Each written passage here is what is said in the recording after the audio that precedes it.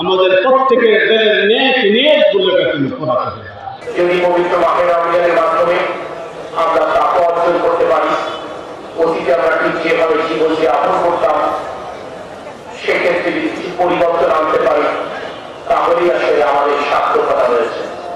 আমরা যারা নিয়মিত 5 ওয়াক্ত নামাজ আদায় করতাম না, নিশ্চয়ই পবিত্র মাহে রমজানের সিলায় আমরা 5 ওয়াক্ত নামাজ আদায় শুরু করেছি।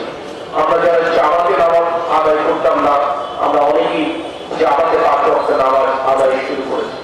এভাবে ছোট ছোট পরিবর্তনের মাধ্যমে আমরা আমাদের জীবনকে ইনশাআল্লাহ পরিবর্তন করতে পারবো।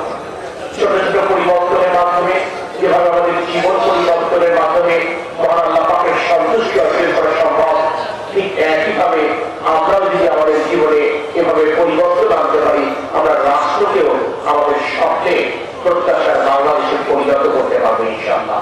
এই সরকারকে আপনারা নির্বাচন করেছেন, এই সরকার পরিচালনার দায়িত্ব আপনারা এই সরকার প্রধানের উপর অর্পণ করেছেন।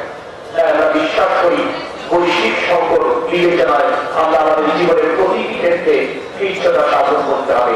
কারণ এই যুদ্ধ থেমে গেলেও যুদ্ধের যে ক্ষতি সেটি দীর্ঘদিন ধরে আসলে অনুভূত হবে। সমগ্র বিশ্ব এই ক্ষতি পুষে দেওয়ার জন্য যার মতো করে প্রস্তুতি গ্রহণ করছে।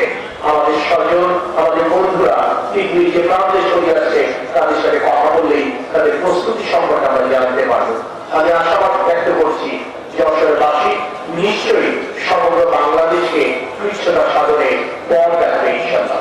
পরিশেষে আমারও আজকে এই পবিত্র ঈদ উল ফিতরের খুশি যশোরের প্রতিটি প্রান্তে প্রতিটি ঘরে পৌঁছে যাবে।